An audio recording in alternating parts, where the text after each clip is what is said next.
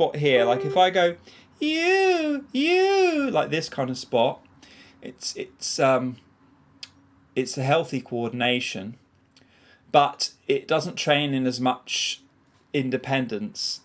No. From where you're at right now. Yeah. It's almost like, okay, like I want to like take as much weight as I can through so that I like really develop total confidence that the CT muscles can take the weight through. There is a limit to this, but essentially, particularly the first bridge and the second bridge, at least in terms of easier context. So like, you know, like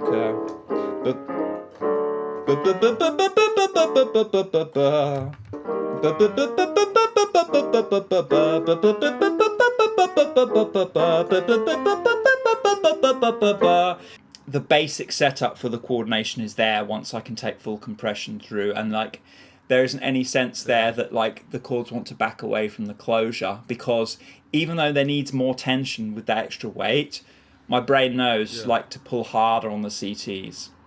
So what happens is like we typically learn to take weight through the bridge, and we kind of hit this threshold of weight that we get comfortable with.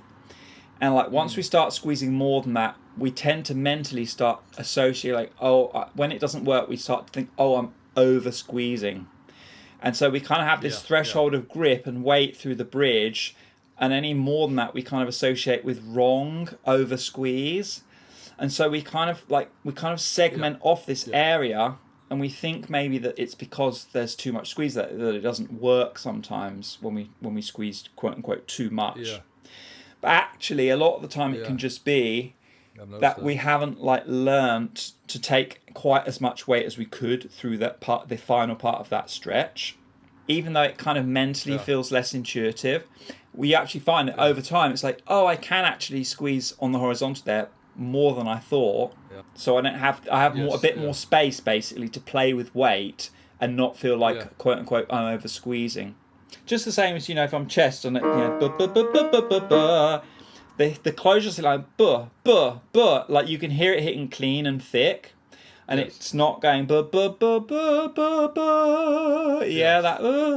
this feeling at the top, which is still a coordination, but it's not really weighted. So a lot of the time we're singing, we have to basically be trying to challenge, like, is this limitation physical or is it technical?